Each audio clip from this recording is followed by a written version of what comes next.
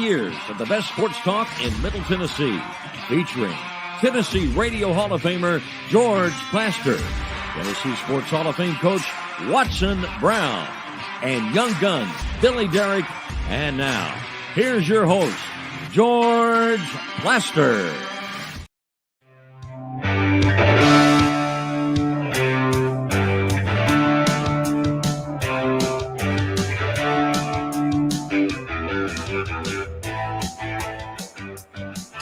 Hello again, everybody. Welcome in.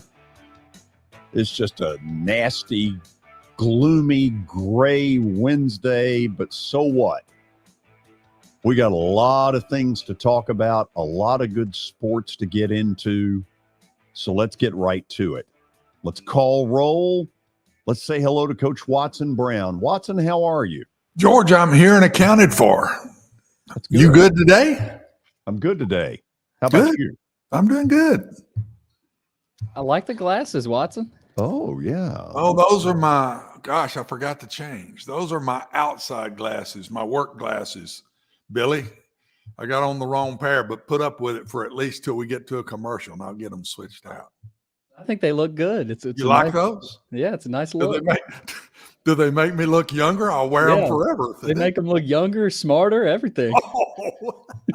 If they were just taking them off. Watson, if they were just a little wider, they're a little big, aren't they? They'd be These are my golfing glasses, George. That's really what they are. These are they're the sunshade, and they're my golfing glasses. I got to be able to see big. I can't look through little glasses and hit that little ball down there. You might try that. It might help your game. Well, God knows something needs to. So that's where we're going to start today. Well, you started on me. I might as well pay you back a little bit. That's nice. Okay, Billy, what do we got? We're off and running. We've got World Baseball Classic. No, I mean, how are you? You know, that's how we normally well, I'm good, George. Start this. I'm good. Are you doing okay? I'm fine, thank you. Watson, Billy, I think Billy is the good guy in this. Billy always says nice things to me, George. Can you not take that as a hint and give it a try sometime? It might make you feel good to say something nice about somebody.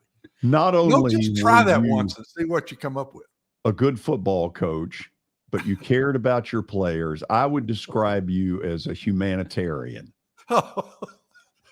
And Billy and I both know you're full of crap. That was not very believable. It's just one of your shooting lines, throwing it out there. Fine. Good. Do we have an update? We do. Okay. We sure do. Let's get to it then. Did y'all getting a little deep? Did y'all watch that baseball game last night? Nope. But I saw the outcome. Well, and yeah, I saw the ending. The strikeout at the end. That was a nasty pitch. He struck him out. Ooh, that was nasty. I would have missed that thing a foot. Shohei Ohtani. Well, let me say this. Just we'll get into this later in the show, but Ohtani has had a lot of arm issues when he's been up there with the Angels, all of them by way of pitching. Now, there's no doubt the guy's got an arm, and when he's healthy, he is really good. He's nasty. But if you're the Angels, you can't be happy that he's pitching in high leverage stuff in March that doesn't have a thing to do with them. Well, I think that's why they had him close it out, you know, instead of start. Yeah, and this is another question for him, and we can get into this, but do the Angels morph him into a closer role type of deal where they save his arm a little bit to where he can also hit? You know, I mean, I know he's hitting right now, but do they end up, just using him as simply a closer? Well, I heard the comparison earlier today, and I think it's a pretty good one. The Angels have not come anywhere close with arguably the two best players going, Ohtani, Mike Trout. Now, if you want to argue that Trout isn't number two, fine, but he's certainly in the top 3 or 4. I mean, Watson, if you can't win, this was what somebody put out there somewhere with Mantle and Maris. When are you going to win? No, I'm 100% behind that statement.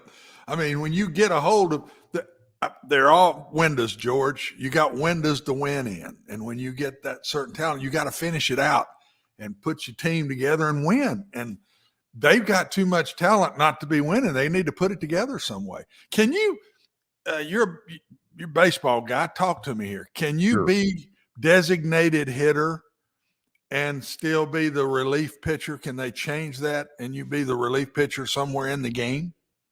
Yes, you can. And I don't. That's the way I use him. I'm not going to pretend to know the double switch that you have to do. That's what I'm asking. American I wonder League. what's in that move if they did that. Here's the thing.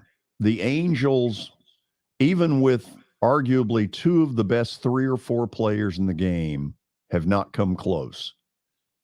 They don't have pitching. They've tried a series of things to close that gap in pitching. I don't think they have. Therefore, I believe Ohtani at the end of the year, out of here. No, I wouldn't doubt that. He might be heading over to the Dodgers. That's what I've heard. Oh, George wouldn't want to hear that one. Yeah, you're going to hear them all. You're going to hear Yankees, Dodgers, all the teams with money, and he's going to command huge money. And I don't think it's a deal where the Angels won't pony up. I think he's tired, and Trout should be tired of never playing in games that matter. Yeah, I agree. Well, they picked up Anthony Rendon. I think whoop-de-doo. That might provide a little depth. Yeah, but it's pitching that they need. This is not about their everyday lineup. Not that there's some other positions that could get better in their everyday lineup, but it's about pitching. Yeah. This is the year. Well, speaking about teams, what in the world are the Braves doing at shortstop? I don't get it. I don't know. And I fear this is going to bite them in the butt. What are they doing? What's the reasoning behind what they're doing? First of all, in my opinion, Orlando Arcia, he's not good enough. Yeah. And, I don't know if they were going to let Dansby Swanson go no matter what, but bringing Orlando Arcia when you had Dansby Swanson, man, I don't know. Now, Grissom, there are question marks. He really did well early when he came up. But the longer he was up there, Watson, it was as though the book in the National League got out about him. He was not nearly as good a hitter toward the end as he was at the beginning. And maybe they're trying to take the pressure off of him, send him back to AAA for a while. Whatever the case, this had better work because they are going to catch holy hell if it doesn't. It threw up a red flag to me. I saw, isn't this amazing? The day that they cut Grissom, that day he had 3 hits. Yeah. I go, man alive, what a great time to bring a dude in and say, wait, great game today, babe. We're sending you down. Sending you home. Home will be Gwinnett. Oh, me. Welcome to Gwinnett. We're 1 week away. We're basically a week away from the start of the Major League Baseball season. Here, it doesn't feel like it because the weather in the last 10 days has been awful. Hopefully, somewhere soon this starts to break. Dadgum. Sounds open a week from Friday night. We'll actually do our show out at First Horizon for that opening game. I bet you're chomping at the bit, George. Let me see. Oh, he becomes a different person when baseball season starts. I can tell you that for knowing him forever. There gets a little more pep in George's step when baseball season starts. Tomorrow, 77 for a high, 76 on Friday. If you look to next week, next Friday right now, 71 and 55. Getting there. Almost About there. time. Baseball weather. So what's the tweak? Speaking of baseball, MLB is making slight changes to its new pitch clock rules, but they will not alter the most significant portions that have shaved off 25 minutes of game times this spring. The most important piece was the league changing replay review rules on violations of the infield shift ban, with the possibility of teams regularly issuing challenges after outs in hopes that one of the 4 infielders was positioned with his feet on the outfield grass. The memo said on batted balls that only the positioning of the defender fielding them could be challenged. So that there was the main tweak. They're going to continue with the pitch clock rules that players have been using all spring: 15 seconds with the bases empty and 20 seconds with runners on base, plus the hitter needing to be alert in the batter's box with 8 seconds on that clock. So nothing big really changed, but that shift, tweaks. a little shift in the shift rule there. David, I know you're going to work some with the sounds this year. On the minor league level, how different are these clock rules? They're the exact same. And the minor league baseball has been using these the last couple of years. That's why for minor leaguers that are making it to the big leagues now, it's not that big of an adjustment. It's the adjustment for the big league guys who haven't been doing it for the last several years. But they've been testing this out in minor league baseball to see if it could work at the big league level. And MLB was really happy with the time taken off of games, the pace of play. About 25 minutes a game had been shaved off on the minor league level. And that's going to keep an audience more captivated into the game, get it done quicker, things of that nature. It's hard to watch a game on the West Coast when the Braves are playing the Dodgers and the game's not ending till 11 o'clock. A kid who's got to go to school the next day is not able to stay up and watch that full game. I found a way around it. And things of that nature. I had a transistor, and I would have one of these little earpiece things, and I don't know if Mom knew or just overlooked. Well, she couldn't hear because you had it in your earpiece. Right. So. I also don't think Dad cared. I think he said, "Let the kid listen to what he wants to." So, move on. I guess we gotta move here. Let's keep it rolling. We got Vandy and UAB tonight, the Watson Brown game. It's a whiteout at Memorial. Vandy hasn't played UAB since 1997. I didn't know that. The Blazers beat Morehead State. They killed them on Sunday. And George, Birmingham's a short drive. There should be a nice little contingent of Blazer green. Could be in Memorial. And Andy Kennedy returning to Memorial tonight. He won a lot of games with Ole Miss at Memorial. With Marshall Henderson, they beat Vandy that night. Yes. He was an SEC Network studio analyst, and then he landed at UAB. He's done a great job. Yeah, I did a Vandy UAB football game. And this guy was the head coach at UAB. I was fixing to say that was about that year, somewhere around that time, around 97, 98, right in there somewhere. I went to Rod Dowhauer on Monday of that week, and I said, "Listen, you just need to know when UAB's team arrives, I will be there. And you just need to understand there's a long relationship here." And he was great about it. Some others, yeah. It was a weird game for me because obviously I was rooting for Vandy, but Watson, it was hard not to root for you. Well, you knew we weren't going. I mean, we're 1 year into Division I. We're not even at 85 scholarships yet, but we played them a really good game. You remember, it was a good game. It was a good game. It was a solid game all the way through, and they were really good, George, that year on defense. That was one of Woody's really good defenses. Yeah. And we moved the ball fairly decent against those guys that day. I was proud of our kids. But that was not an easy day on me whatsoever. As soon as I went there and saw that game on the future schedule, I said, "Oh, man." So you were not the one that scheduled it? No, that was there. I would not have scheduled that game. Yeah. I would not. Watson, UAB made the tournament last year, and they came close to making it this year. Does their basketball program have much tradition? I mean, oh yeah, basketball has been fantastic. UAB basketball, Billy, is go. Gene Bartow, like I started football, Gene Bartow started basketball there, and they were really good. They were in tournaments every year, every other year. Then Mike Anderson came in when Coach left, retired, and they beat. We were a 9, 8 or a 9, I think an 8, and we beat Washington. And then the next night, 2 nights later, we beat Kentucky, who was a 1 seed in Columbus. I was watching games in Columbus this weekend. I said, been there.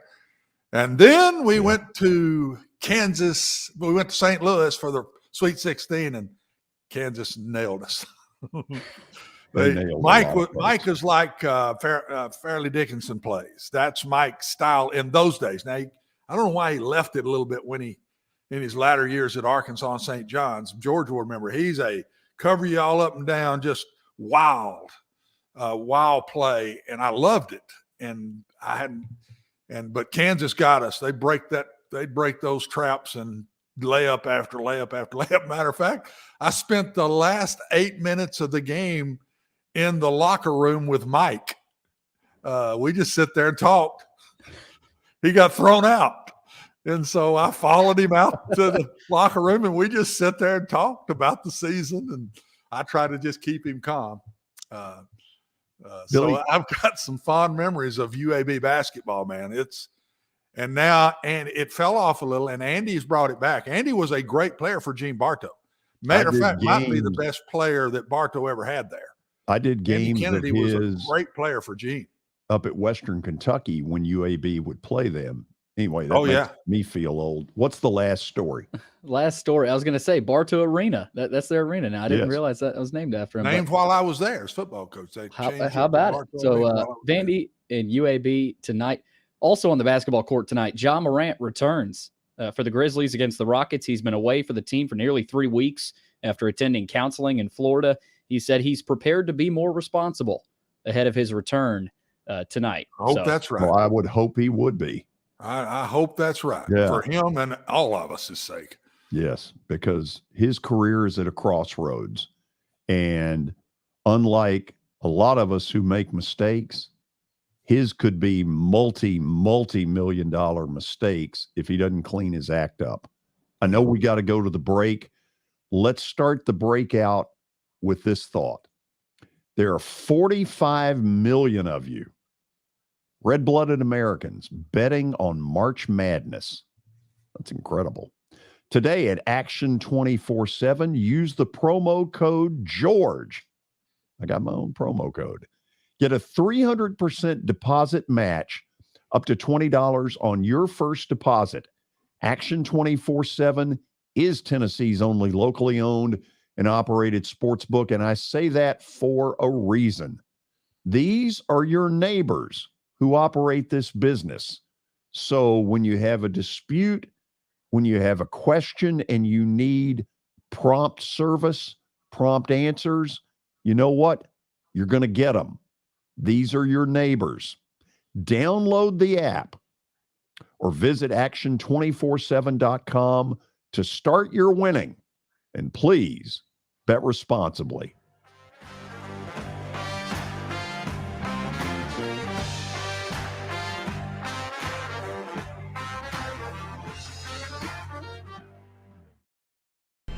How am I going to get to work? My car's totaled.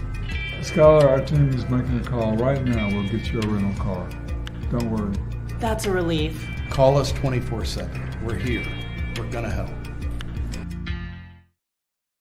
Year number 2 of the Plaster and Friends Celebrity Bowling Night was awesome. And the reason is really simple. I chose Strike and Spare, and they were amazing. They have great food, great bowling, and a staff that is truly ready to go the extra mile to help you. They have 5 family fun centers in the area to choose from. And for more info, go to strikeandspare.com or call them at 615-824-5685. I know it's getting colder. You're not thinking about golf. However, if you're planning an event for next year, let me suggest golf through Riverside Golf Links. The course has improved dramatically. It's perfect for hosting a corporate or a charitable outing. They've got everything in place to make your event a rousing success. To get more info, call 615-847-5074 or go online to riversidegolflinks.com.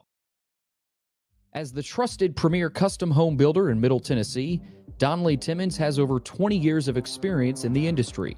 Whether you're looking to build your dream home or renovate your current home, their team will ensure that every client and every remodel is unique, luxurious, and completed on time within budget. Founders Dustin Timmons and Joey Donnelly have over 25 years of construction experience in the Nashville area. Together, they have completed projects in Forest Hills, Oak Hill, Green Hills, Franklin, and Brentwood. Dustin and Joey believe that communication is the most important aspect of all construction projects. Therefore, they personally manage each project themselves and are involved in job site activities on a daily basis. Their commitment to quality and integrity has earned them an outstanding reputation among their clients. Contact them to set an appointment for a free consultation or to view some of their completed projects. Give them a call at 615-456-7983 or log on to DonnellyTimmons.com.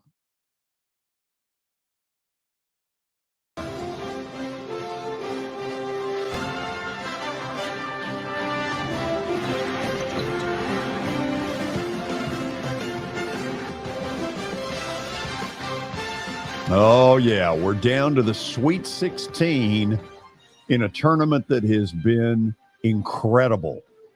Think of all the upsets that we have had. It's just been wild. If you thought Creighton and Princeton would play tomorrow night, more power to you. Or whenever it is. I guess Friday, actually. Let's bring Taylor Barnette to our microphones. So wasn't this what you used a week ago? It is. I'm sticking with it. Is that an attempt at a mustache? What is that? You know, George, don't worry about my facial hair, man. It's just, I just need to shave, you know. It just grows back quicker as I get older, you know. But I mean, is that an attempt at something, or what is it? No attempt. Okay, just not shaving. The show thanks you. So, for those who don't know it, Taylor, why are you laughing, Watson? I mean, you're brutal, man. You are just brutal. The introductions on this show keep getting better, don't they, Watson? I'm surprised. Gracious, Taylor. It just, I don't know why he gets so upset when we all take shots at him because, I mean, gracious sakes alive, we get them ourselves. I'm used to it by now. I've got no worries in the world about it. Well, that's wonderful. Water off a duck's back, right? Yeah. Yeah. A duck with a bad mustache. Let's go to your hometown. Let's start in Lexington, KY, where hopefully your dad, the Ross boss, is listening or watching this. What are we to make of the fact that Kentucky played some of its best basketball of the year in the tournament? They looked great against Providence. I thought it was the best that they had played in probably, 3 weeks, 7 or 8 games. I didn't think they played half bad against Kansas State, but lost. But, Taylor, I've been up there a lot of times in that Rupp Arena area and up in the Commonwealth. I just don't see these people being okay with being in the field of 32 and being able to say, well, we played better than we did 2 weeks ago. Where's this going? Yeah, I mean, I grew up in Lexington. George, you know how Lexington is when it comes to Kentucky basketball. I mean, there's never a real satisfaction, you know. Even after a national championship, there's always the next year, and you could go to the Sweet 16 next year and still wouldn't be any satisfaction that year. So I just think there's an unrealistic expectation in Lexington for Kentucky basketball. But I do think that there is a sense of frustration. Like, man, let's get back to go to Elite Eight. Let's go to a Final Four. I do think there is like this, okay, let's get over the hump. There's some frustration with Coach Calipari. But, I mean, as we're talking about it, or you guys were talking about on the show before, I mean, the NCAA tournament is full of upsets. It's hard. Every game is hard no matter who you're playing. I do think they were playing better at the end of the year. I think Case and Wallace was healthy in game 1 versus Providence. And they got out to a good start against Kansas State. But now that guard for Kansas State, man, he's really good, and he just took over that game. You can imagine the stuff that somebody like me heard walking out of Bridgestone after Vandy beat them. The funniest one being, well, they hadn't beaten us since 2007, and they win twice in 10 days. And, of course, all of them are in there. Yeah, yeah. But one thing you do hear a lot is this belief that the game has somehow passed him by at all. Do you buy any semblance of that? I don't know. There's a lot of ways to skin a cat. I really believe that it's about having the best team. I think there's a lot of talent every year at Kentucky. It just takes a lot of work for guys to come together, not just have a talented group, but have a talented team. There's a big difference. And I don't know. I mean, there's a lot of ways to win. You look at every single team that's playing in this tournament. They've got different schemes and different things they do on defense and offense. But you do have to adjust to what you have. I think that's a big part of it, is that you have to take a look at your personnel every year, and you have to put guys in the right position in order to win. So maybe there's an adjustment needed there, but he's been doing it for so long. He's had so much success, Hall of Fame coach. I just think that he's got to get a group in that wants to win and wants to win as a team and be really successful at Kentucky, and not just use it as a stepping stone to get to the NBA. Okay, are you saying he needs to go less one and done? I'm not necessarily saying that. I think that Kansas, for example, I think is a great one, because they've been so successful over the last decade or more under Bill Self, and I feel like every year they have some older guys mixed in with some young talent, and I think that's really helped their success. And so I think that Kentucky might do a better job of getting some older guys blended in with some young guys, but they've got a great class coming in 23. So we'll see. I think that it just depends on them finding a group that wants to win at the college level and give themselves up in order for the sake of the team. Okay, let's sort of stay in Lexington for a minute, and you know where I'm going with this with Rick Pitino. And, Lee and Coach B and Watson went off when I threw the question out there about this being a young man's game, and can a 70-year-old with a 6-year contract get it done, and do players want to play for somebody who is 50 years older than them? Do you think there's any validity to that at all? No, I think Rick Pitino, he wins wherever he goes.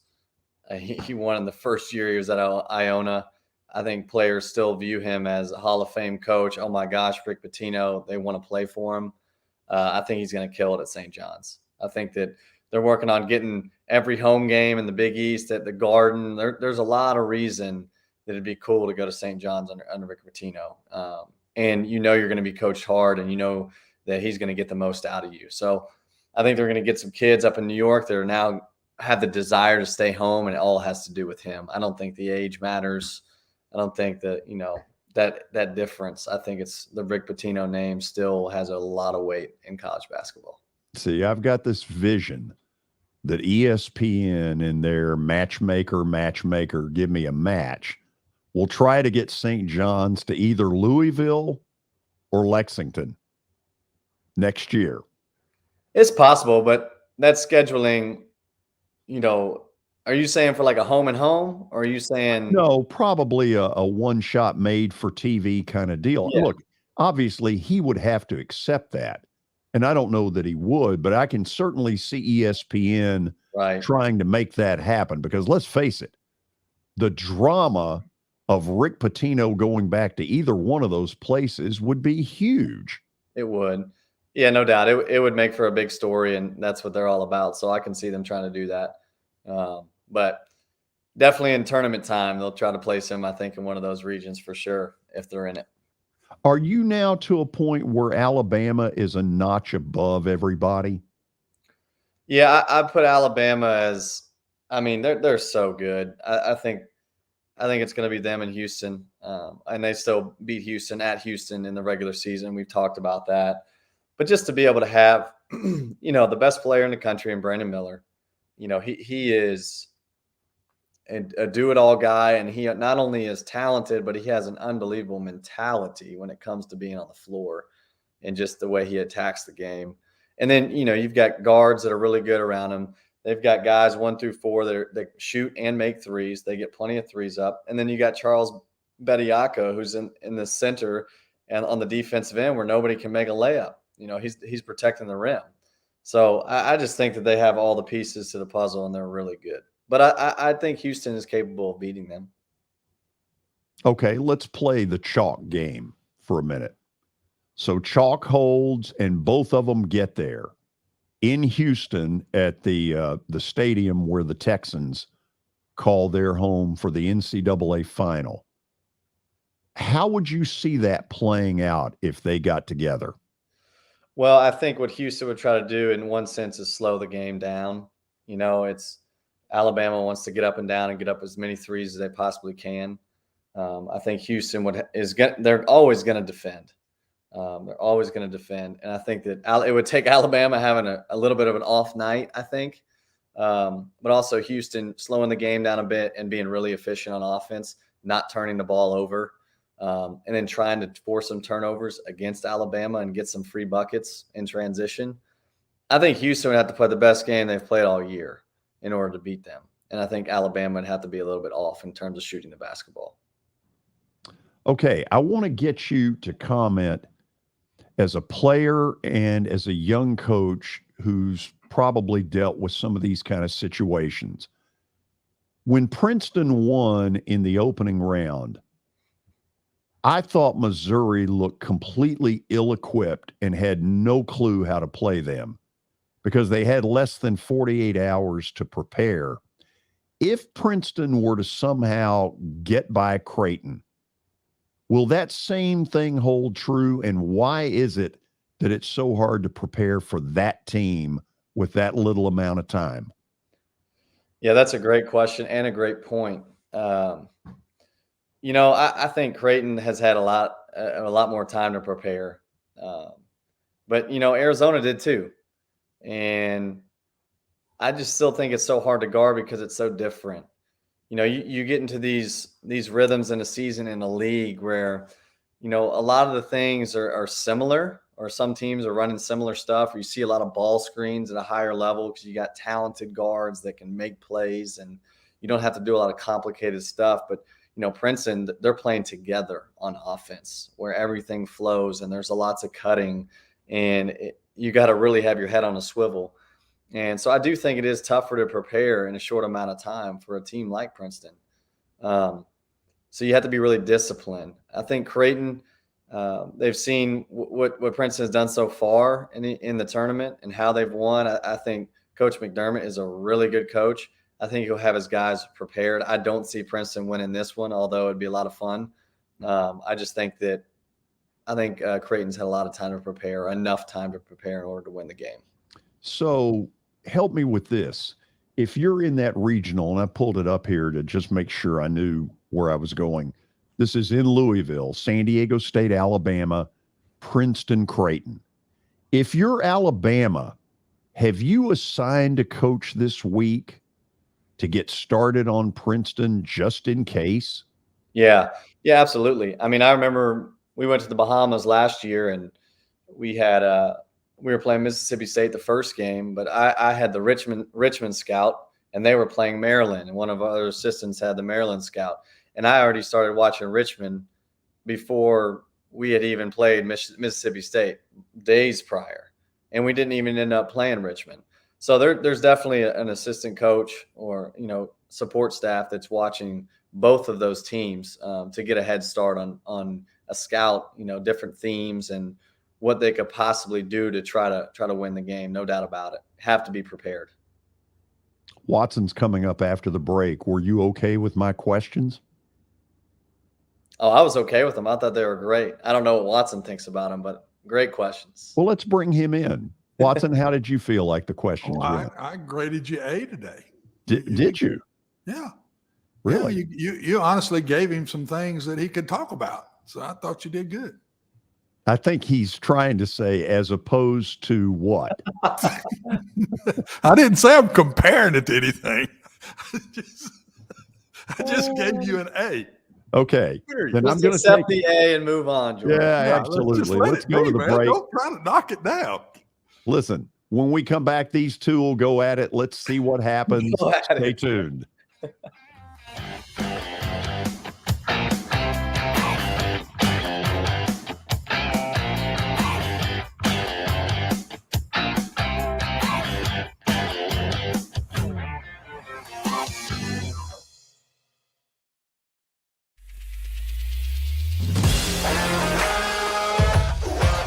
Hockey in Music City just hits different. It's one big honky-tonk party. It's the sea of gold in the crowd, the goals, the saves, the celebrations.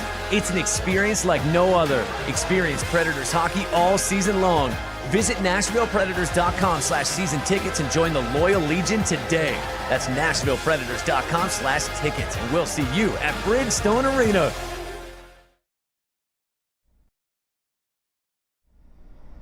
Jody Jones has as nice a dental facility as you'll find anywhere. Let's go in and take a look. Are you in the market for a new dentist? Maybe you're new to Nashville? Well, the place to go is Jody Jones Dentistry at 55 Music Square East, and their new facility is absolutely state-of-the-art. Jody mixes quality with comfort for the perfect dental experience. He's trusted for his creative design and committed to both the function and aesthetics of your smile. Jody is simply the total package. Don't wait. Make an appointment now at 615-259-5100. Family owned and operated for more than 2 decades, Alaco Fine Wood Floors is Nashville and Middle Tennessee's choice for premium quality hardwood floors.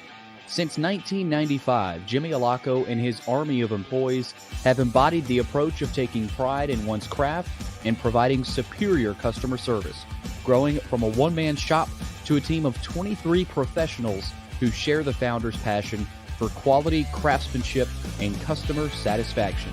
If you are interested in contacting them, you can find their headquarters at 2505 Winford Avenue in Berry Hill, or give them a call at 615-356-0303. Again, that's 615-356-0303, or log on to alacofinewoodfloors.com. Alaco Fine Wood Floors, serving Middle Tennessee's hardwood flooring needs since 1995.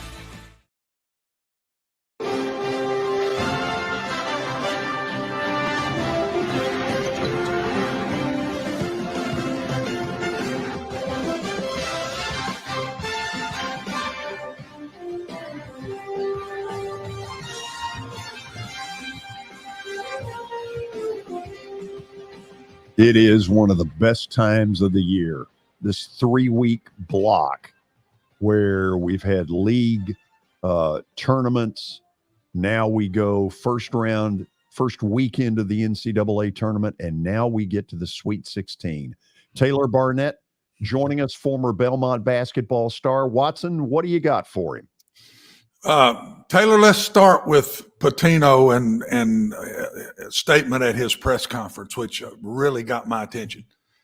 He said that 1, maybe 2 guys would be back on this team because they don't fit the style that he plays. This is athletics, college sports right now. If the player don't leave, the coach gets rid of him. And now you can do that. Back when I was heavy in this, you had this graduation rate, and you had a score if you didn't stay above it, and if you lost so many players, that knocked your graduation rate down. You probably were around that. I don't know if you were still playing when all that was going on, or you caught it early in your coaching. But now it's open season, get rid of everybody. And he flat said there'll only be 1, maybe 2 guys back on this team. When you do that, how do you change what are these coaches doing? Have you talked to any of your buddies with so many new faces walking in the door?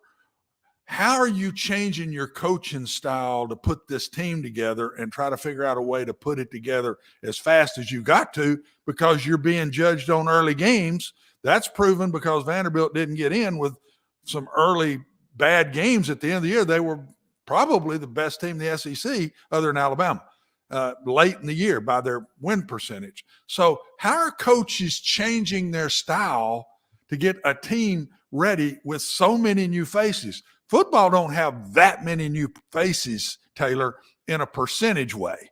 Basketball, Rick Pitino could have 14 new faces traveling on for ball games. So how do you handle that? What are you hearing coaches doing to get a team ready so much quicker? Well, there's only one thing you can do, is that you really have to take it day by day, and it starts now. And you recruit players from the portal. You got high school kids coming in the summer, and then the summer starts, and then you really have to create a culture in the summer where you got to work, you got to do weightlifting and conditioning, but then you got to start instilling a system earlier. And that's the beauty of being able to have a summer, is that you have an entire couple months, 2.5 months to start implementing your system piece by piece. And so these guys can start getting on the same page all the way in the summer, versus just having, practice is starting in the fall and you got a month. So, I mean, and that's changed too. I mean, this college basketball thing and college athletics in general is year round. Guys get a couple weeks at the end of the year and a couple weeks at the end of the summer, and they come back. And most kids, they like to stay because they want to be at college and they want to get better. But I think it starts in the summer. You have to lay the foundation. You have to. The players during the summer have to start taking on the head coach's identity. And he's got to make that clear. You got to make what you want clear to your players early on. And you also got to recruit to that. And Rick Pitino has been around for a long time. And what he does and how he coaches is proven to be successful. And, that's an easy way to say for kids to just on their own enter the transfer portal. Say, 1 to 2 guys will be back. Well, those guys are probably thinking, well, it's probably not me. I'm just going to go ahead and enter. And, that's kind of what college athletics has become. It's just it's a revolving door in a way. And when guys get new jobs, hey, now there's NIL and transfer portal. There's a lot of pressure to win in 1 to 2 years. Big time. Because you got to flip the roster because you now can. So there's a higher expectation. So it's the pressure's gotten much more strong. But I think Rick Pitino knows exactly what he's doing. His system's proven to work, and he'll probably. There's a couple guys in the transfer portal already from Iona that I bet commit to St. John's in the next week or two. Yeah. Do you think the NC2A, and quick on this, I don't want to go too far with this, but do you think the NC2A might change the rules a little bit in the summer to help that? Open it up a little more than they are now? I mean, they might increase the hours. I don't know. I mean, every program gets 8 hours right now during the week in the summer to do basketball. So a lot of, guys might break it up, do individuals for an hour or 2 hour individuals on 2 different days, then do some team workouts or whatever. Then you obviously got weightlifting hours that are different. They might, I don't know. They want to keep those players as fresh as possible. I mean, it's a long road. Summer's long, and then you get into the season, it's long. So I don't think that they'll just say, okay, you can do a normal 20-hour week just like the fall. I don't see that happening, and I don't think they should. No, I don't either. I just hope they don't, personally, because these coaches are going to want every minute they can get to try to improve their teams. Second thing that caught my attention, after the Tennessee game, I read a lot of quotes from coaches, and the big one, of course, from the FAU guy, that we're not playing football here. When we play, we this is basketball. It's not football, and we need to get this under control. That kind of irritated me. To me, there were referees out there. Tennessee played within the rules and did everything the official said to do. If they didn't, they called a foul on them or whatever. I thought that was very unfair. It would have been hard for me as a coach to keep my mouth shut when all that's being said. But Coach Barnes has. He has not responded to any of that. I know why the FAU guy said it, because he's trying to set the tone for the refs before that game starts. I know what he did, but it just irritated me. Tennessee won that game fair and square within their style of play. Yep. And Duke responded and did not back off, but they couldn't handle it, Taylor. They couldn't handle it. The last 5 minutes of that game, Duke was wore flat out. They couldn't make that Duke late run to come back and have a chance to win. They couldn't do it. They were out of gas because they physically were wore out. I texted George and said, Duke may not be able to walk for a week after this. I think but it was so unfair to me that shots were being taken at Tennessee on their style. They catch a lot of grief for their style, and then their style wins, and they catching grief for that. So I thought it was very unfair myself, and it had been hard for me to keep my mouth shut. Yeah. Well, Coach Barnes has been doing this for so long. He couldn't care less about what other people think and what other people are saying, the outside noise. And, I'll be honest. I mean, I did not think Tennessee was going to be in this position. But I'm really happy for him. I think he's a really good man. I got to hear him speak a couple weeks ago about his faith. So I'm really happy about Tennessee going to the Sweet 16 and to where they're at. I mean, and they got a great draw. I mean, they're playing a team that is really good, but also very beatable. And, they're going to be physical. And when a team is so physical like Tennessee, it's hard to call every foul. Like as your referee, you're like, I don't want to call every foul. But at the same time, like, just because you're physical doesn't mean you're fouling. Those are two different. No, it doesn't mean you're not doing it the proper way. Correct. And they're really good at using their body, hands off, chesting guys on drives, using arm bars in the paint. I mean, they're just tough. Yeah. And so I don't know. I think Rick Barnes is like, I don't care. Like that, we're focused on us. We're focused on winning the game. That doesn't matter to me. He's been around too long. Yeah, and it'll be interesting to see what he says when he gets there, because he's not going to want the officials listening to just the FAU. Hey, man, we got to get back to playing basketball. And he don't want that now. He don't want something. He's been around long enough to understand those are humans out there in those stripes. Totally. And I'm anxious to watch how he deals with that. Yep. You brought up another point about Alabama and that if Houston gets to that point playing them in the national championship, I guess it would be national championship, right? Yep. They are in different brackets, sides of brackets. Yes. But I read the stat that Alabama, it may have been a coach that said this, but I thought it was a stat. Alabama shoots the ball 86% of the time within 12 seconds. Mm-hmm. That's unbelievable to me. Yeah. 86% of the time they shoot within 12 seconds of the clock. I can promise you San Diego State and either Princeton or Creighton are going to try to slow the game down. So they're going to get used to this long before they get to Houston, because I would bet everybody that sees that stat is going to try their best, Taylor, to change their style. That's hard to change, man, when you're just so talented. But that stat knocked me down when I saw that. Yeah. 12 seconds and the ball's out of their hands. Well, if you watch them play a lot, you're not surprised to see that. But that's just high. I would have thought 18 or 20, but 12? Yeah. Well, it takes 5 seconds to get the ball down the floor. I think the number one key to the game you're playing Alabama is transition defense. Yeah. And what's hard about Alabama is that when you think of transition defense, you think, I got to protect the rim.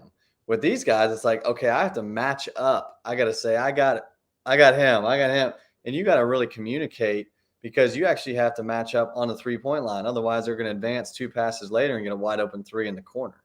Yeah. And so transition defense is going to be the number one key in that game, whoever has a chance to beat them. And I think that means you can't turn the ball over, and then you got to take really good shots. You can't have bad shots that are basically like turnovers. Yeah. And because otherwise they can get wide open. Not early bad shots for dang sure.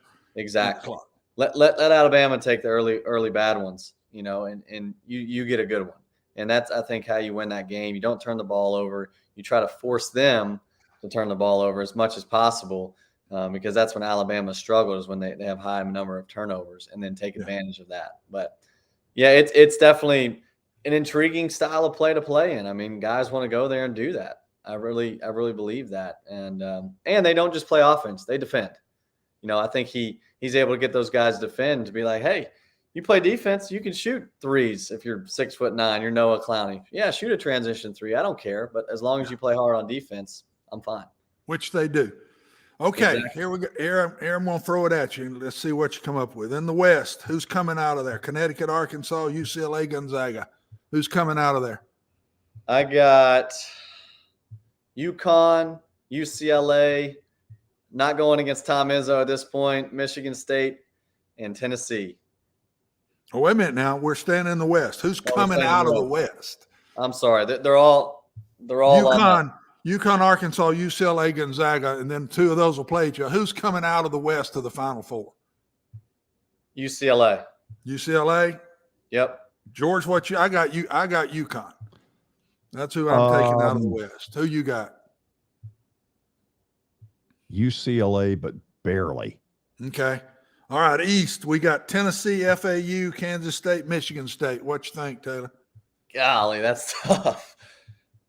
I don't know, man. I'm hoping for Tom Izzo. Come on. George? Tennessee. I got Tennessee. Wow. I think Tennessee's winning both games, and the tough one to me is Kansas State. That is a tough bunch to beat. Yeah, I think the winner of Tennessee, Kansas State goes. That's what I think. I think Kansas State beats Michigan State. We'll see. All right, Midwest. Houston, Miami, Texas, Xavier. I'm taking Houston, but I'm really excited to watch Miami versus Houston. That's going to be a really fun game. Might be the best game of the weekend, huh? Yeah, Isaiah Wong is an unbelievable scorer. Nigel Pack. I love Miami center, Norchad Omier. He plays so stinking hard. I think that's going to be a really fun game to watch. What you say, George? Unlike Taylor, Watson, I'm not doing this after the fact. I did this 3 weeks ago. I told you Miami. You're sticking to what you did. You mean all these teams are in that you picked every one of these? No, I'm saying when it comes to Miami. See, Taylor's gotten on the bandwagon now. I got you. I'm sorry. Bandwagon of Miami? I did it 3 weeks ago and said, if you're going to look for a dark horse to make a long run, it's Miami. Well, Miami. Don't you dare pick Miami also. Are you picking them to the Final Four in that dark horse? Yes, I am. Taylor, are you upset about something? I am, because I said Miami is really good a while ago, and my bracket is still okay right there with Miami where they are. So I'm in the same boat as you, my man. See, I'm not sure it's that way, Watson. I think now all of a sudden he's really into Miami. Yeah, I'm not sure these aren't the best games of the weekend, because Houston, Miami is going to be a great game. And I'm begging for Texas to beat Xavier where Houston and Texas play each other, because I know how much Houston hates Texas. I don't know if it's the same on the other end, but the Cougs, I was right there as a Rice Owl about 7 miles apart, and we both hated Texas. Nobody loves Texas. It's a bunch of J.R. Ewing wannabes. They're all own oil wells and think they can run, the athletic department. I'm going to stick with Houston. I'm going to think they're coming out. And the last one here, South. I think we know this one. Alabama, San Diego State, Princeton, Creighton. I don't think that's an easy route for Alabama now. I'm telling you, San Diego State's fixing to play with them really good. I'm telling you. Yeah. It's going to be one heck of a game. They're not going away. San Diego you all State think I'm crazy, but I'm telling you, San Diego State's going to give them a run. Yeah, San Diego State can really guard, but they struggle to score. And I know, but they can guard, and it's going to get physical. And physicality is something Alabama hasn't been great at now. Tennessee put it on them in Knoxville.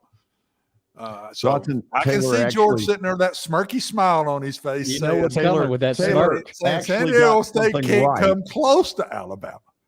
Taylor got something right. San Diego State, they go through stretches. I know I watch Mountain West late at night. You're asleep by then. They go through stretches where they can't throw it in the ocean. And if they go through one of those tomorrow night, they're going to get beat somewhere in the 8 to 10 point range, maybe double digits against Bama. Princeton's going to win that region. Well, after Alabama you roll your eyes at me and then you say Princeton's going to win the region. I'm just kidding. Alabama's going to win that region. San Diego State, they're a nice team that plays really good defense, but offensively, they will struggle It's Big going to time. the wire or it'll be double No. digits. It won't be in between anywhere. It'll be double digits or it's going to the wire. There's no go to the wire with this. Well, let's also take into consideration that Alabama defends as well. So it's not like San Diego State's just going up against a powerhouse offensive team. No, they're going to struggle to score. Very true. Taylor, I want to thank you for joining us today. Thank you so much for having me, George. Really, it means a lot. When was the last time you combed that mop? This morning. Hey, man. Really? Don't worry about my hair. You what is it? Is that the Music City Bowl from 1985? It's another gift. Don't worry about it. It's another gift. Believe me, it's another give me somewhere along the way. And neither of the two of you really are in any position to comment. A lot of freebies in the sports world. I just wear more of them than most. Taylor, see you next week. All right. Thanks, guys. Appreciate it. Okay, we'll go to the break. Then we'll get you stat of the day. Then Mark McGee will join us. We'll talk some Predator hockey. They scored 6 last night in Buffalo. Where did that come from? After giving up 7. Yeah. Stay tuned.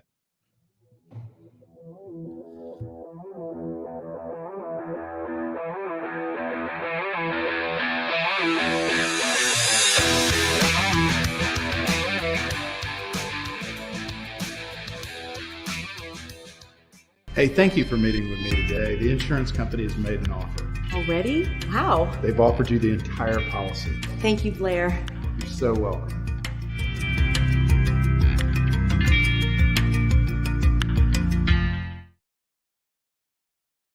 Forget the fact that Sir Speedy Music City is owned by my BGA classmate James Warren. Their work stands on its own merit. James and his staff do incredible work, as evidenced by the huge banners at the Plaster & Friends Celebrity Bowling Night. If you're looking for quality to help your marketing and business communications, and you want it at a reasonable price, these are your folks. Call them at 615-832-9511 or go to print at sirspeedymusiccity.com. And be sure to tell them Plaz sent you. This is my buddy and former Nashville Sounds PA announcer Eric Berner. I always laughed in the old days at Greer Stadium when I would walk in, Eric would immediately play my favorite song, Van Halen's Jump. But then I learned he actually has a real job with Rockcastle Wealth Advisors. Yeah, George, that's what I do. I help people in the pursuit of making their money live as long as they do. Everybody's situation is different, so I use a customized and individualized, personalized approach to the person I'm working with. Old 401ks, retirement planning, insurance planning, inheritance planning. Those are things that people like to get some more information about. One of the things I find is people don't even know where to start, and that's where you come in. Yeah, so I can usually help people with an initial phone call or meeting that is a no charge and no obligation. And I'll bet you have a phone number and a website. I do, George. They can call me at 615-235-1058 or rockcastlewealth.com or Eric at rockcastlewealth.com. Welcome to John English Antique Sports and Cards, located at 204 East Depot Street in beautiful downtown Shelbyville, Tennessee. Their phone number is area code 931-492-4304. John, obviously, I've been blown away by what I've seen at your place. I've now been there 3 times. But for the person who's never been, what should they expect? Well, we have a 3,000 square foot store, George. Half of it is vintage cards in all sports. And then half of the store is, a lot of people call it the museum, where there's a lot of early equipment and just the history of sports in general. Baseball, football, basketball, golf, tennis, and other items. When somebody comes in there that you know is a big sports fan, what is their normal reaction? Well, I think that they're pleasantly surprised, and of course, being in Shelbyville, Tennessee, which is a small town that you would never expect a shop like we have to be in. So they're kind of, I don't want to say blown away, but as I said, pleasantly surprised.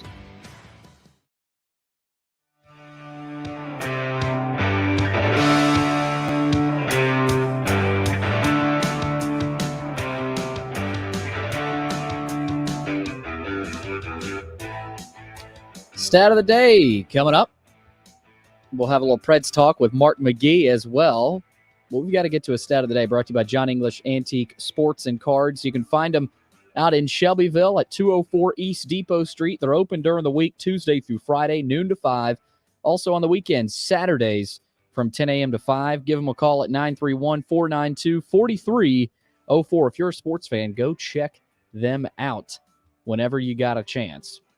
All right, we've got a chance to check out stat of the day now, see what David's got cooked up. Next one. And let's see what we got. We're going March Madness again. There are only 2 coaches in the history of college basketball to take 3 different schools to a Final Four appearance. Can you name those 2 coaches? Ooh, Watson, the first thing that came to mind was Hugh Durham, but I think he only took Georgia and Jacksonville. They had this on. This is so bad. This was one of the things on TV the other day, and I sit there and read it, and I've already forgot it. Yep. They had this on television the other day. Who is it? Who are they? Okay, hold on. Let's go. How many Patino. Rick, how many? Patino took Providence. He took Kentucky. He took Louisville. That's correct. Taking Iona. That's one of them. Yeah, but not to the Final Four. Oh, that's right. Okay, to the Final Four. Yeah, so Rick Pitino was one of them. That's right. Now, who was the other one? Okay. Crap. I don't. This is awful because I sit there and read it. I don't think this is it, Billy. Do not gong me. I'm talking out loud to Watson. Okay. Lon Kruger's taken 5 schools to the NCAA. I want to think Oklahoma may have gotten to a Final Four. I don't think it's Kruger. No, I don't either. We're bagging Kruger. If you say the name, I'll probably remember it from seeing it on television. If you say the name. You might remember the name. Might remember the name. You should remember the name. Should remember the name. Okay. Might recognize this one. Y'all just relax. Give us time. We believe in you, George. Well, in fact, let's just bring Guy up, see if he can help us. Guy, you heard the question. You got anything for us? I have Patino. After that, I'm sunk. I don't have an idea. Rick Pitino came to mind immediately. Okay. Oh, Watson. This coach has only won 1 national championship. Oh. Watson, you got anything? I'm trying to think, George. This is embarrassing because I know. I sit and listen to it. This weekend. It was this weekend it was brought up. I've just got a lot of nothing. Let's put it up there. John Calipari. Well, you know what? I thought about him. I forgot about UMass and Memphis. No, I didn't forget about Memphis. UMass. I went to a regional final where, you know what? He won that regional final against Georgetown. Yep. That's a good question because a lot of people forget he took UMass to the Final Four. Yeah, and that was with Marcus Camby, the big center. Okay. Big guy. Good question. Very good question. Yep. 3:00 hour, George. What does that mean? We got Guy on to talk a little Preds. Mark McGee joins us. Guy, let's pull the picture. Oh, look at you. You look like you're sitting in first class. Actually, all relaxed. I'm seeing my parents' sunroom. So nice. Okay, let's start with this. On a scale of 0 to 100%, how certain are you that John Hines is the Predators coach next year? I would say what he does the last few games of the season will make a difference there. I think that I understand that Barry Trotz likes him. He signed a 2-year contract last year. Does he get the last year? I think how they finish up is going to make a difference. If they crash and burn the rest of the way, he probably is not back. But if they show, you look at all he's gone through with the change of roster, the change of all the injuries and that type of thing. If he can endure that the next few games, maybe he sticks around. A lot of people felt like in midseason it was be a mistake to get rid of him. So, but right now I think the way he ends the season makes the big difference for them. I mean, Can that really be, though, how you judge him? When you look right now with the injuries they've got, Johansson out, Forsberg out, Roman Josi out. I mean, they're playing with a bunch of minor leaguers. They really are. There are a lot of AAA guys on the team, and they of course they crashed and burned against the Rangers, but they come back against the Sabres and win. The Sabres, though, have been I think they lost 7-0 their last game out before Nashville, and they've been known to have some really disastrous games, especially at home. So that was not a surprise that the Predators maybe had such a great game against them. Okay, let me try it this way, because I'll admit I'm a little surprised at your answer. I thought you would give me the Barry really likes him and he's coming back, which would have led me to say, then why not go ahead and announce it?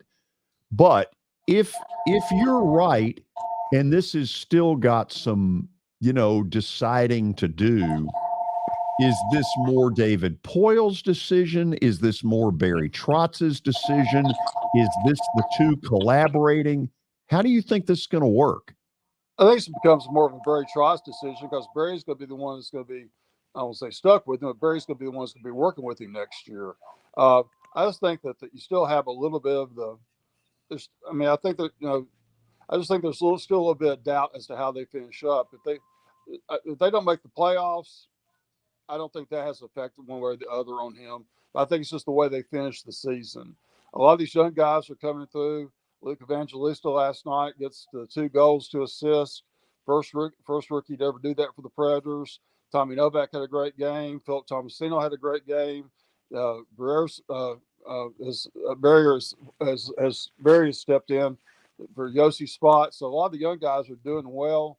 I just think they got the Kraken coming in for a couple of games. Rest of the schedule is not exactly a pushover for them. So I think that if he finishes fairly strong, if they look good, they don't still have to win all those games, but they look good, I think he stays around. If it's a crash and burn situation, if they kind of wipe out the last few games, I don't know that he comes back.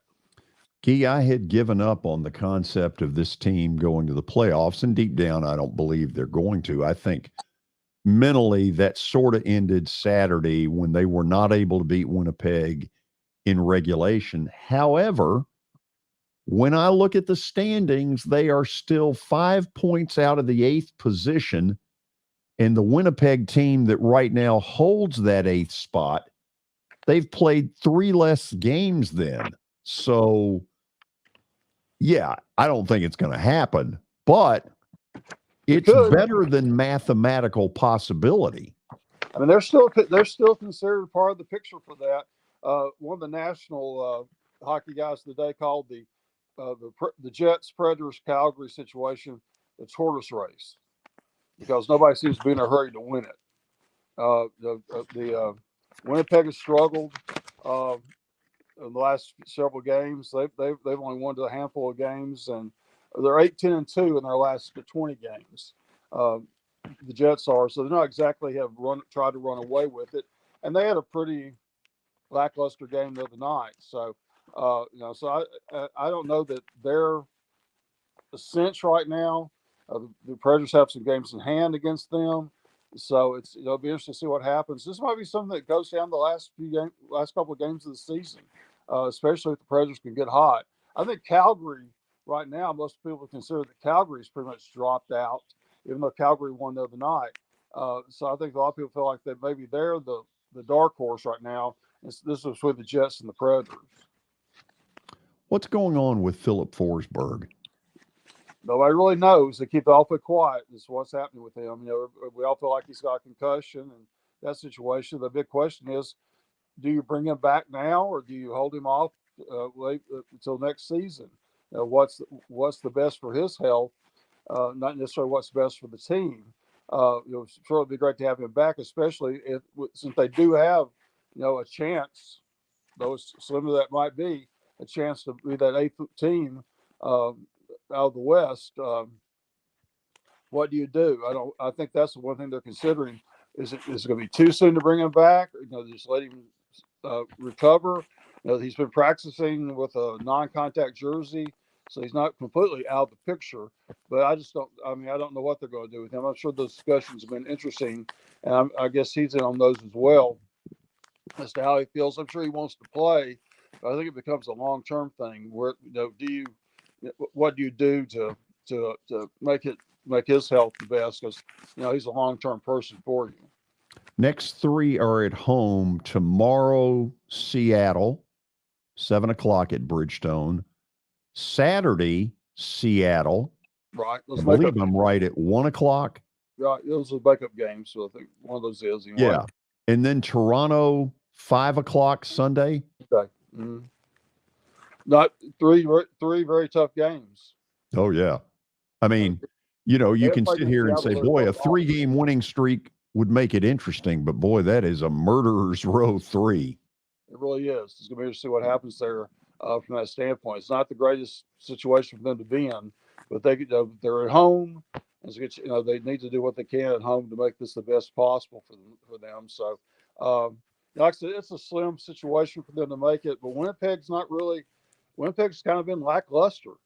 Even when they won, they've been kind of lackluster. So, I think a lot of people in Winnipeg are very frustrated that they haven't taken this and run with it and expanded that gap, and that the Predators are as close as they are. Watson, say hello to Gee. Hi, Gee. Hey, Watson. You look comfortable, bud. I need to be just very laid back there with you. And I'm a little comfortable.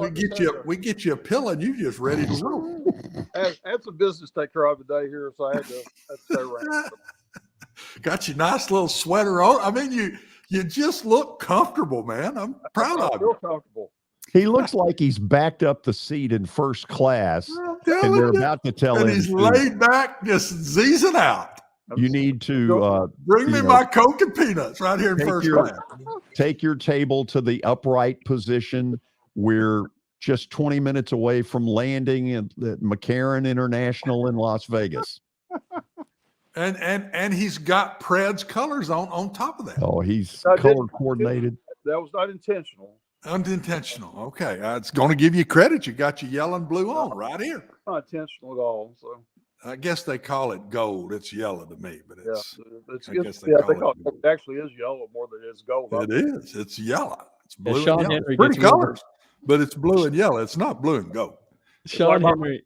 My high school colors were blue and yellow, so Gee, I kind of look at it a little different with Coach Hines. I think he's done a heck of a job since all these guys have disappeared, and he's dealt with more injuries since. Right when they're about to make a run, then everybody gets hurt, and I mean the big guys get hurt, and they throw more young guys in there. So I'm kind of defending him, and I haven't always done that, but I'm kind of defending him right now. I think they've held on. And it's kind of been a surprise they have held on. And I really believe this weekend sets it all. They've got to go at least 2-1 out of this weekend. It seems like right now, every time they win, Winnipeg wins. Every time they lose, Winnipeg loses.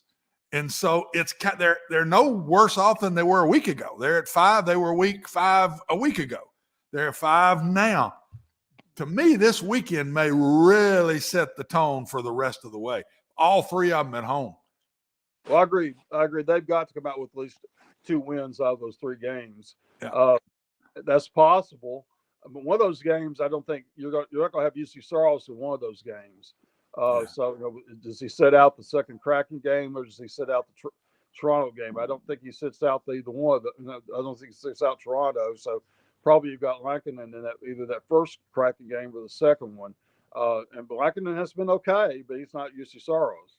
No, and Kraken I think they're at 85 points. I mean, Kraken's doing really well. They've been the surprise of hockey.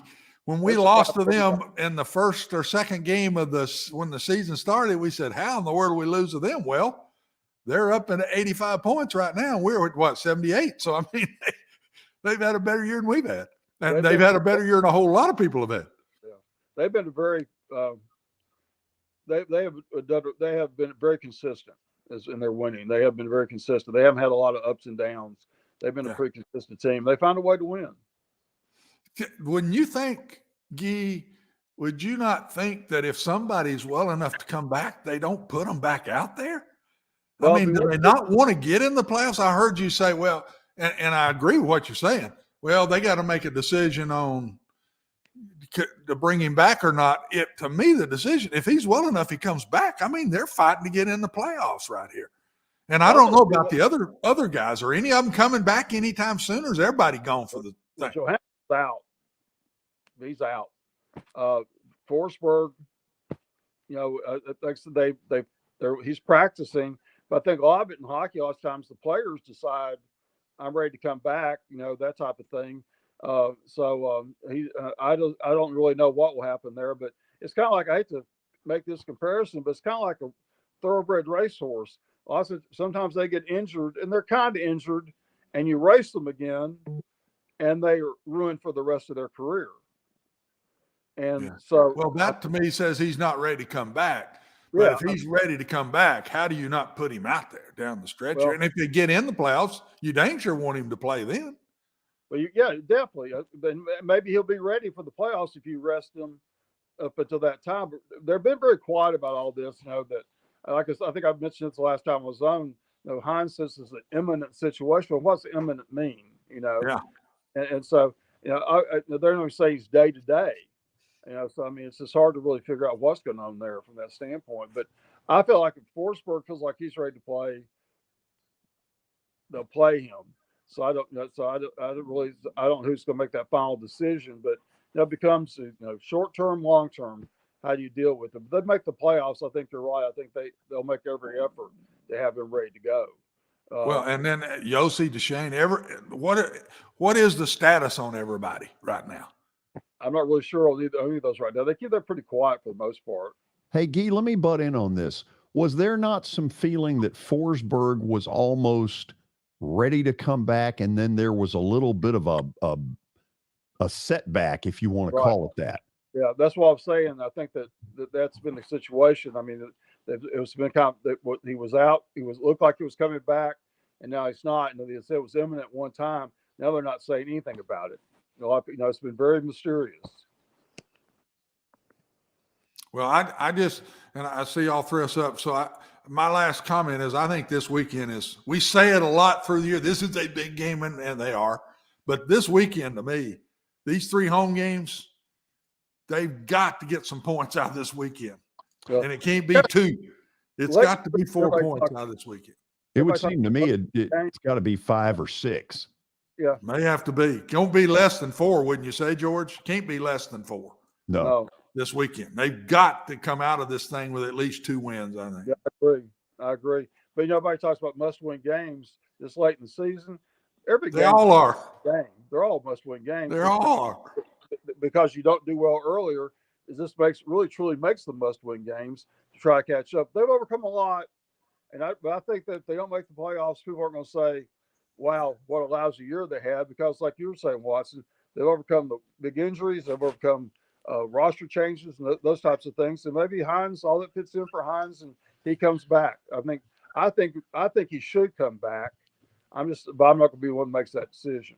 Yeah, I know. But so I'll say this and let you go, George. I think I've been more impressed, prouder of them this year, end of the year, getting ready for the playoffs, trying to get in, than I was last year.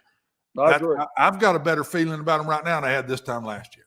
Just because I think that there's a bunch of young kids and they got new and they're all trying really hard. They are. They're trying their hearts out. To come back and get that big win yesterday after the embarrassing game right before that, I give them credit. I think they're hanging in there right now.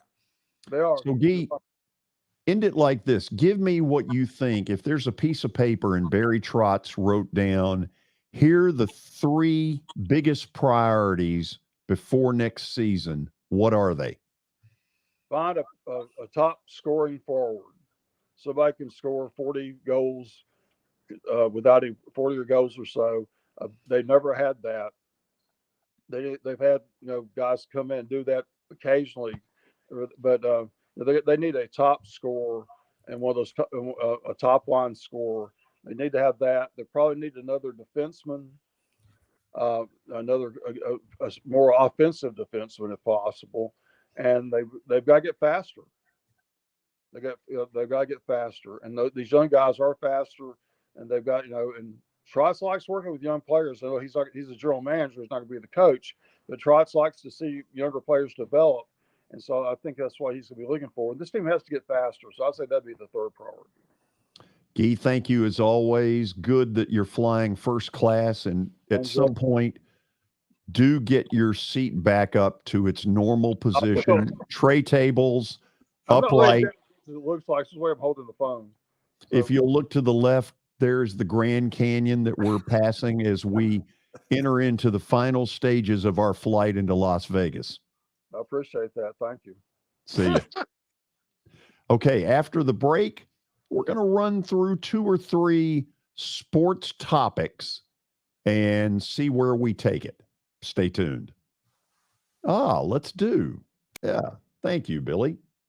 45 million Americans are betting on the NCAA basketball tournament, March Madness. Are you one of them? Could be.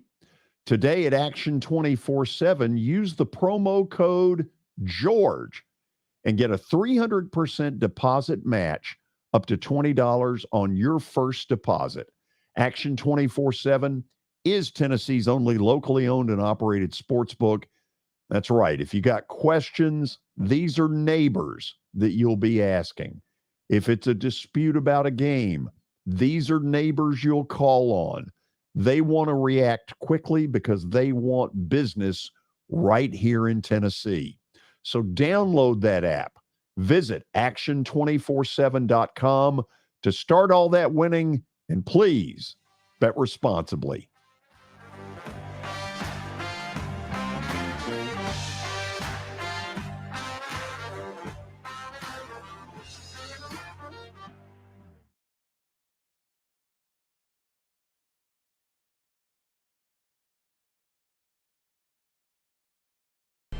How am I going to get to work? My car's totaled. Skylar, our team is making a call right now. We'll get you a rental car. Don't worry. That's a relief. Call us 24/7. We're here. We're going to help. Year number 2 of the Plaster and Friends Celebrity Bowling Night was awesome. And the reason is really simple. I chose Strike and Spare, and they were amazing. They have great food, great bowling, and a staff that is truly ready to go the extra mile to help you. They have 5 family fun centers in the area to choose from. And for more info, go to strikeandspare.com or call them at 615-824-5685. I know it's getting colder. You're not thinking about golf. However, if you're planning an event for next year, let me suggest golf through Riverside Golf Links. The course has improved dramatically. It's perfect for hosting a corporate or a charitable outing. They've got everything in place to make your event a rousing success.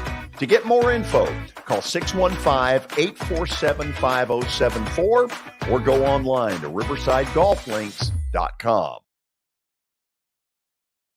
As the trusted premier custom home builder in Middle Tennessee, Donnelly Timmons has over 20 years of experience in the industry. Whether you're looking to build your dream home or renovate your current home, their team will ensure that every client and every remodel is unique, luxurious, and completed on time within budget. Founders Dustin Timmons and Joey Donnelly have over 25 years of construction experience in the Nashville area. Together, they have completed projects in Forest Hills, Oak Hill, Green Hills, Franklin, and Brentwood. Dustin and Joey believe that communication is the most important aspect of all construction projects. Therefore, they personally manage each project themselves and are involved in job site activities on a daily basis. Their commitment to quality and integrity has earned them an outstanding reputation among their clients. Contact them to set an appointment for a free consultation or to view some of their completed projects. Give them a call at 615-456-7983 or log on to DonleyTimmons.com.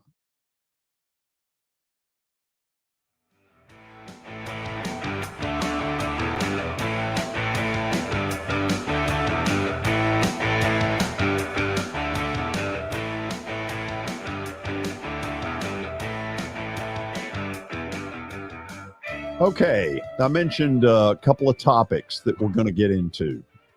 Let me start with one that ought to be near and dear to me, but it never really got to me, and that's the World Baseball Classic. I made the comment when Edwin Diaz, the reliever, the short reliever, the closer of the Mets got hurt in this tournament and is now out for the year, that this tournament, this World Baseball Classic, was never going to happen again. I'm kind of having to change my tune a little bit because of the level of excitement that it seemed to generate. Maybe not to me. I didn't get into it, and maybe shame on me for that being the case. But Watson, somewhere out there, people started really getting into this. Yeah, they did. I turned it over, and that place was exciting last night. I didn't watch a lot of it, but I turned it over there, and I couldn't believe it.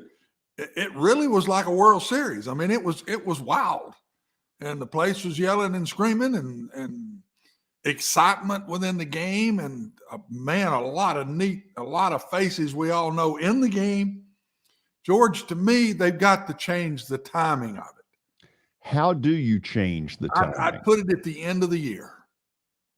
Tim Kirkjian was on ESPN. He said they can't change. This is the only time they can do it.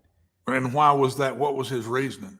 I didn't catch the reasoning, and I part of me doesn't believe him when he says that. Well, I wonder if the players' union is basically saying, look, when this long season is over and postseason's over, we're getting close to Thanksgiving.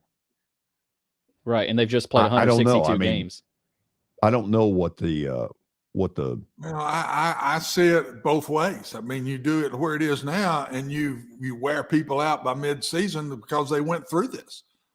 I mean, if they can do what they've done, to me, George, then shorten spring practice.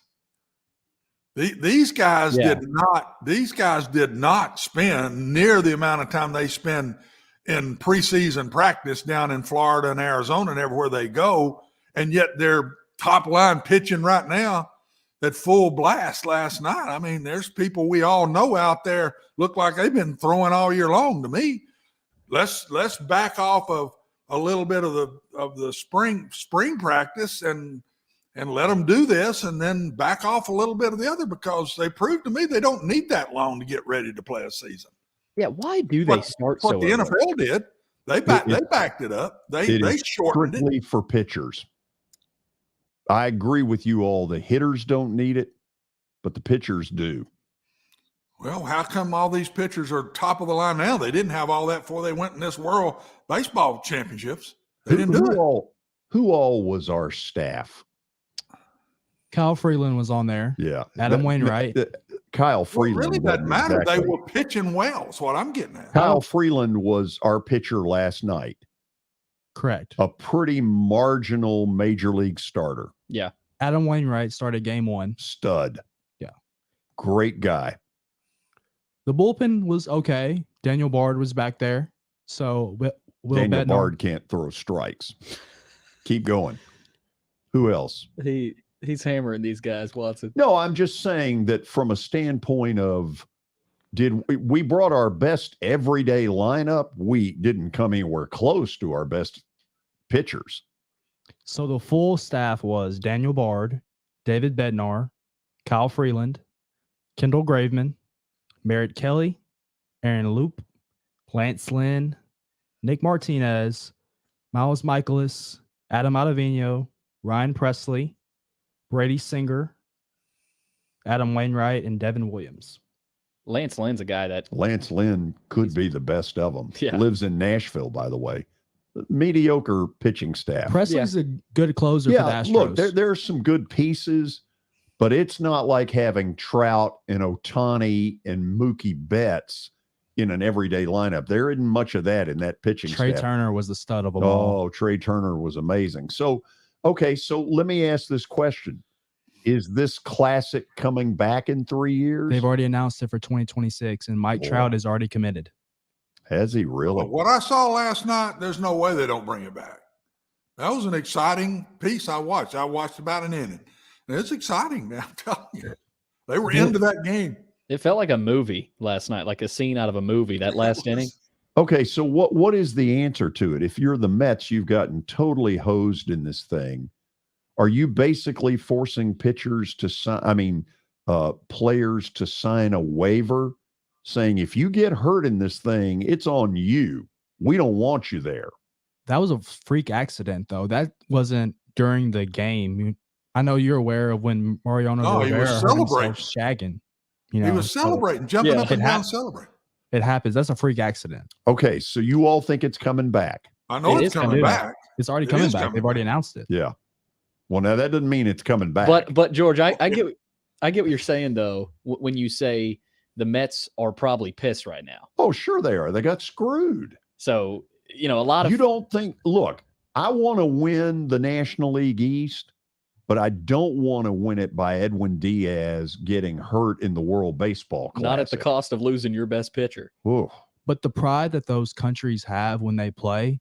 I know they interviewed Manny Machado and the Dominican Republic team. Right. And some of them said that it was more of a priority to win the World Baseball Classic than to win a World Series. Wow. Well, now that would piss me off. If I'm paying Manny Machado that kind of money, I'd be furious at that. George, I personally think you're being a little hard there, man. This is their country. Well, it's our country too. So what? But David and I were. No, you don't, because you don't want to do it. You didn't even watch it. So you didn't care if they won that or not. Okay, that's not right of you to say that. You didn't care. Wait a minute. Hold on a second. You didn't even watch it. I'm telling you what you're saying. We don't take it like Japan takes it, in my personal opinion.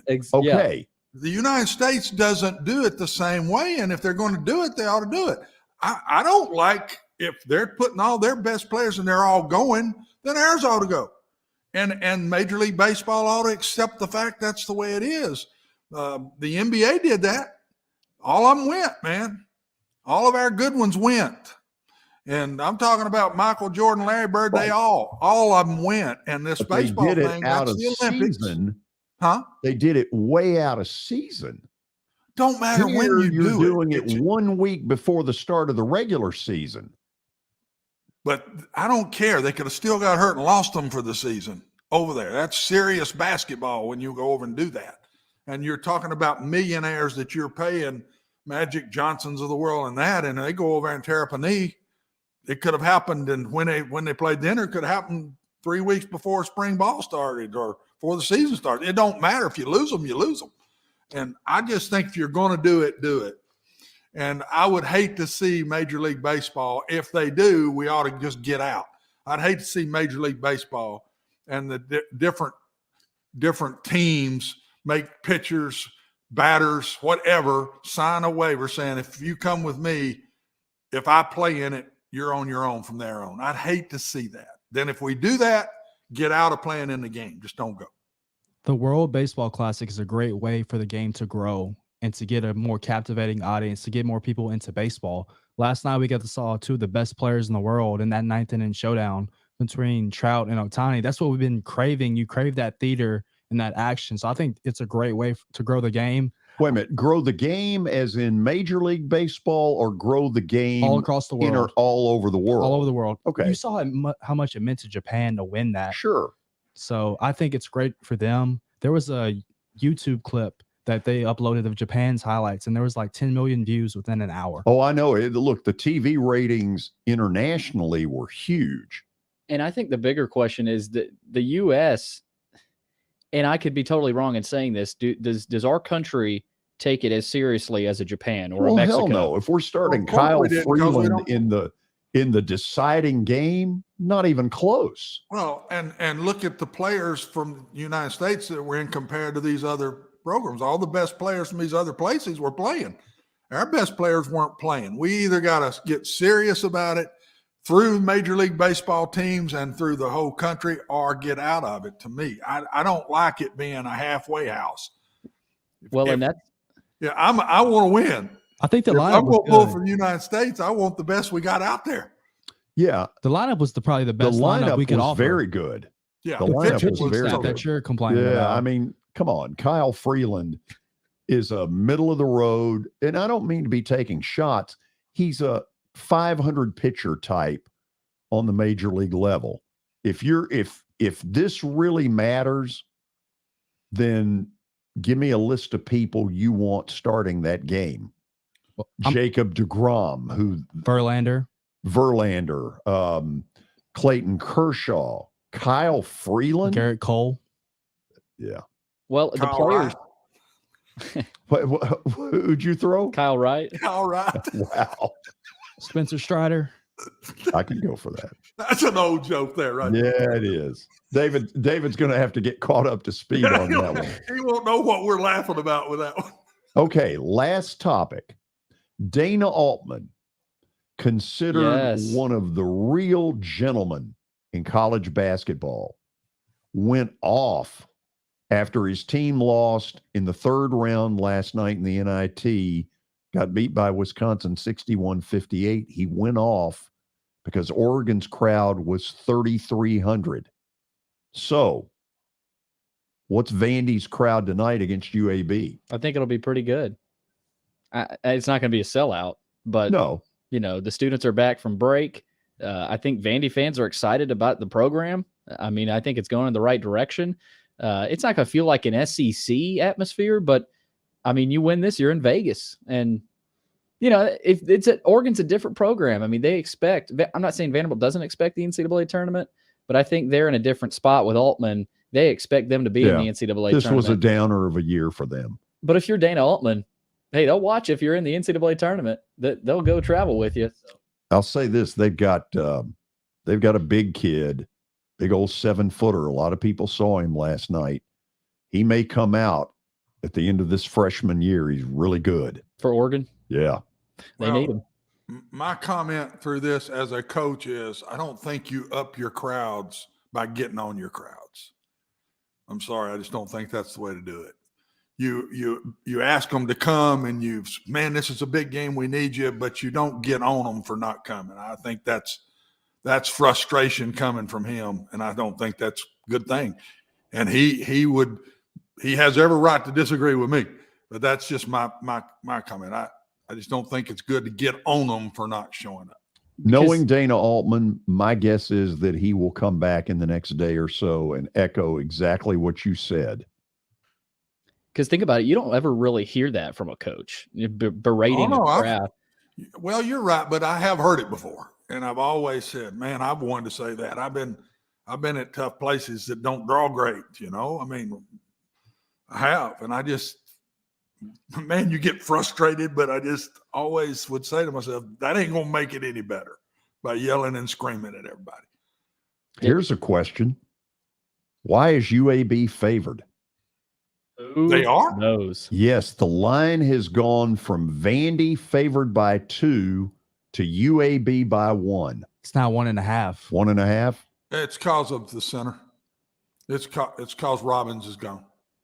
Everything I've read about the game, they still got Robbins in it. So which I'm saying he ain't even playing anymore. I'd look it up through the week to see what the line was going to be, and it was always Vandy early in the week. Not much, but a little. So I'm surprised that it's changed, but I promise you it's because of the center, and they are the top offensive rebounding team in Conference USA. That's not a good sign for Vanderbilt tonight. We need to make shots. What's the kid's name? The guard. Jelly Walker. Yes, he is really good. He's shooting 40% from 3. Yeah, and guys, they are up and down. They are Alabama. This will be an up and down. They average 81 points a game, guys. So who does Vandy guard him with? Ezra Mannion. They're going to put him. That'll be a fun guard. He's a point guard. Okay, so that's who will be guarding each other. Yep. We'll go to the break. Plaster Bet of the Day is coming up next, and guess what? It involves this game. Stay Figured tuned. that.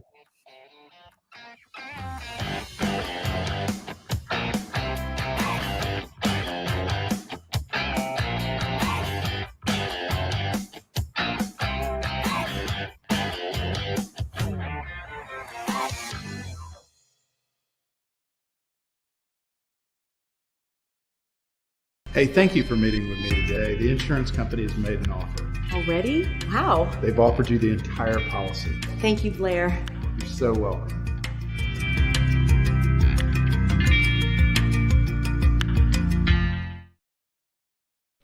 This is my buddy and former Nashville Sounds PA announcer Eric Berner. I always laughed in the old days at Greer Stadium when I would walk in, Eric would immediately play my favorite song, Van Halen's Jump. But then I learned he actually has a real job with Rockcastle Wealth Advisors.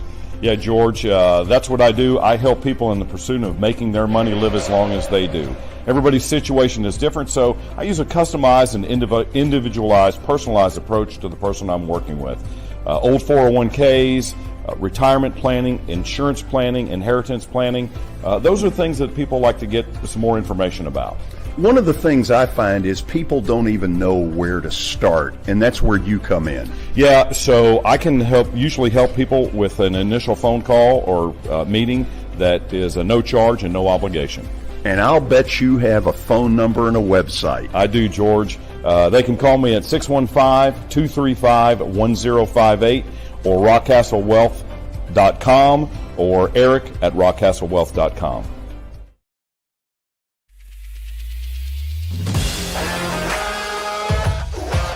Hockey in Music City just hits different. It's one big honky-tonk party. It's the sea of gold in the crowd, the goals, the saves, the celebrations. It's an experience like no other. Experience Predators hockey all season long. Visit NashvillePredators.com/season tickets and join the Loyal Legion today. That's NashvillePredators.com/tickets, and we'll see you at Bridgestone Arena. Family owned and operated for more than 2 decades, Alaco Fine Wood Floors is Nashville and Middle Tennessee's choice for premium quality hardwood floors. Since 1995, Jimmy Alaco and his army of employees have embodied the approach of taking pride in one's craft and providing superior customer service, growing from a one-man shop to a team of 23 professionals who share the founder's passion for quality craftsmanship and customer satisfaction. If you are interested in contacting them, you can find their headquarters at 2505 Winford Avenue in Berry Hill, or give them a call at 615-356-0303. Again, that's 615-356-0303, or log on to alacofinewoodfloors.com. Alaco Fine Wood Floors, serving Middle Tennessee's hardwood flooring needs since 1995. Jody Jones has as nice a dental facility as you'll find anywhere. Let's go in and take a look. Are you in the market for a new dentist? Maybe you're new to Nashville? Well, the place to go is Jody Jones Dentistry at 55 Music Square East, and their new facility is absolutely state-of-the-art. Jody mixes quality with comfort for the perfect dental experience. He's trusted for his creative design and committed to both the function and aesthetics of your smile. Jody is simply the total package. Don't wait. Make an appointment now at 615-259-5100.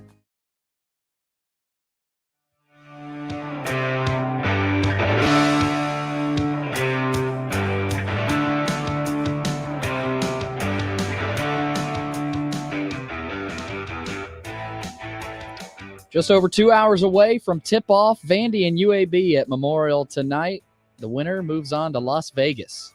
Nice little trip for those guys. We'll see who wins tonight. Before we get Plaster's Bet of the Day, brought to you by Bart Durham Injury Law. A few words on Bart Durham. They are lawyers you can trust. Nobody better. Give them a call at 615-242-9000 or log on to their website. That's bartdurham.com. All right, before we reveal, George, let's see what happened last night. Oregon. Ugh. They didn't win and they didn't cover. No, So no bueno. 0 for 2. 0 for 2. So it was the court. That is a weird court. Maybe maybe the fans don't want to see the court. It's hard to watch. It is. I don't know what it does to your eyes, but there's something about it that's not good. Very simply, I'm going Vandy. I don't understand why they're the dog all of a sudden. I really don't. Because when it opened Monday or Sunday, this is not what it was. Vandy was favored by 2, and suddenly there's been a shift in money. So plus 1.5. So yeah. Okay. I just put the line, but yeah, we're taking Vandy. Gotcha. I agree. Vandy's had a nice draw, nice run, not having to go on the road at all. Clemson gets upset by Moorhead, which, good gracious life. It's like you said, George. I mean, some of these teams just don't want to do it, and they don't play near up to their standards.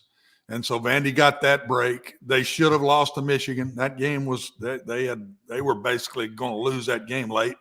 Michigan helped them. So everything falls to me to Vandy. I think Vandy wins tonight. I think it'll be 5. I think they beat them pretty decent. Will this be weird for you to watch? Kind of. I mean, I care for both places, so it's kind of neat, tell you the truth. I haven't seen any of the NIT games. I'm going to watch the one tonight because of the 2 teams playing. So it's kind of neat to me. I know everybody. I don't know Stackhouse, but I know a lot of the Vanderbilt people, and I know all the UAB people, and I know the head coach real well. Andy is a great guy, by the way, and he'd come by a lot when I was at UAB because he's such a fan of Gene Bartow, and he'd come to see Coach and come over to practice, and really good guy. Really good guy. So I don't lose tonight. I'm for both of them, but I do think Vanderbilt's going to win the game, and I think pretty decent. I think they'll win 5 or more. And George, I think last week against Michigan was their toughest game. That was their game that they found a way to win it, and you usually have to do that in these kind of things. And that was their game that they did, because honestly, I thought Michigan should have won it. I've seen some of the plays down the stretch. Boy, did they blow it. They just kind of gave Vanderbilt the game. Vanderbilt did a good job of hanging in there and getting a chance to win it. Michigan kind of handed it to them late, man. George, you were there, but you missed you left before all that. I left with Michigan up 8 and headed to the Preds game, which was, to me, it felt like kind of a do or die. Watson, let me ask you this. In Birmingham, is UAB basketball a big deal? Yes, very much so. They got a great gym. It's not very big. It's straight up and down. It's really loud in there. It's hotter than the dickens. It's a really neat home atmosphere, and it's near full every time they play. UAB basketball, when I went there to start football, UAB basketball was real big. Gene Bartow was nationally big. That program was well thought of. Mike Anderson then did a good job, and Andy's brought it back. But it is, that's the one thing that UAB athletics has. Football's getting there now, but basketball's been there, man. I mean, Bartow, amazing what he did, George. He started basketball, kind of like I did football. I started scholarship football. They'd had Division III football. You birthed it. But Bartow went right in there, man. And I mean, immediately he did. They were a factor. I'm at Vanderbilt and I didn't know Coach Bartow. I met him. That's the first time I ever met him when they came to Nashville to play Indiana. If you remember, in Memorial NCAA tournament, in a region game, and beat them. They beat Indiana that day. And so, I mean, this is a good opponent for Vanderbilt tonight now. They are really good at home. They're not near as good on the road this year. That's why I think Vanderbilt will get them. But this game, if UAB had been higher rated, that would have changed my mind. That's a tough place to go play. UAB beat FAU in that gym this year. So they're capable. Wow. They beat FAU in that gym this year. And Watson, it'll be interesting. Last time out when Vandy played Michigan, Juwan Howard had never coached in Memorial. Andy Kennedy's been there before. It ain't going to phase him. I promise you that. I thought of that when I saw it. I said, he'll be telling his kids exactly what Memorial's all about before they ever get there. Yeah. Because he's been there a bunch. Tomorrow on the show, More Sweet 16 kind of stuff. It starts tomorrow night. Tennessee, of course, an 8 o'clock game against FAU. Watson, we'll see you then. See you tomorrow. Billy, enjoy the game tonight. Thanks, George. We'll see all of you tomorrow. Thanks for being with us.